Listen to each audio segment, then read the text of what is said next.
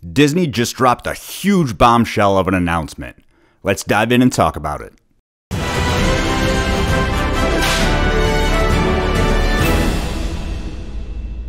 Perhaps the largest theme park news story of 2022 thus far, it was announced on Sunday evening that Walt Disney Company's board of directors had replaced CEO Bob Chapek with Bob Iger, the company's former chairman and CEO who left the company at the end of last year. Board chairman Susan Arnold released a statement stating, "The board has concluded that as Disney embarks on an increasingly complex period of industry transformation, Bob Iger is uniquely situated to lead the company through this pivotal period.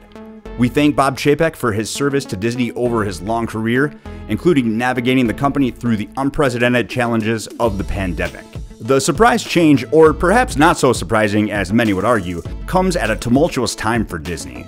This month, the company reported weaker than expected fourth quarter earnings, which halted the momentum built up over a solid year that saw record revenue and profits in multiple divisions, especially the one that includes theme parks.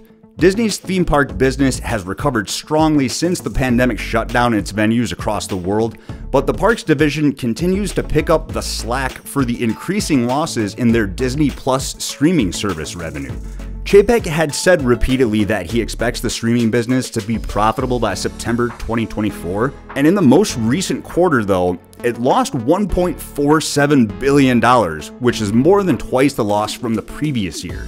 So despite the board's unanimous vote of confidence earlier this year in Chapek, Chapek's leadership during the past year has been closely watched and speculated about, especially after a high-profile conflict earlier in the year with Governor Ron DeSantis.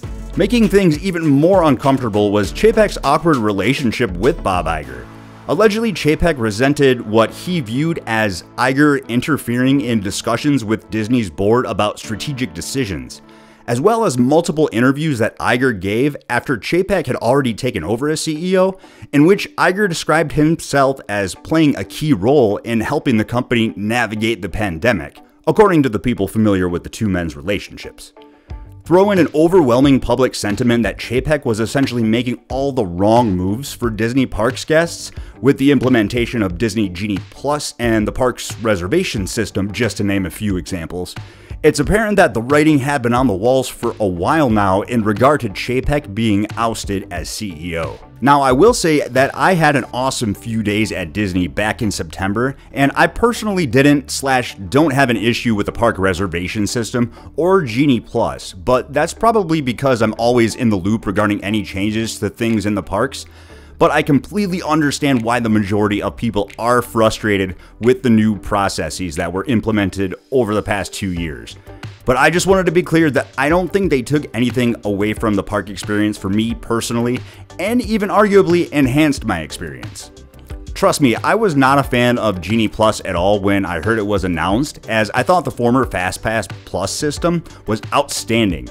But the more I've used Genie Plus between last year and this year, it's really grown on me, and I actually think that it allows more guests the ability to utilize the system, especially on short notice. As the previous FastPass system, you could start booking your passes anywhere from 30 to 60 days in advance. And even then, in some cases, it would be very tough to grab a FastPass for a ride like Flight of Passage at Animal Kingdom, even 30 days out, not to mention trying to find a free time slot, say, 10 days out. At least Genie Plus levels the playing field for everyone in that regard on a daily basis, as you currently can't book lightning lanes in advance and can only book on the day of your visit. But I digress. At least this move is giving many Disney Parks fans a glimmer of hope for the future, and that hopefully prices won't continue to rise as drastically as they have been, and that the overall experience can somewhat revert back to the good old days when Iger was CEO for a relatively smooth 15 years.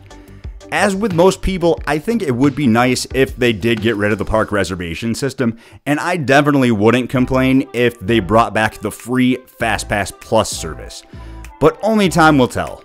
Until then, I will be keeping a close eye, as I always do, to what positive changes, if any, come to fruition as Bob Iger retakes the helm as CEO. With that being said, that's going to do it for today, guys. Thank you so much for watching. I've been Mike with TroutTakes, and we'll see you all real soon.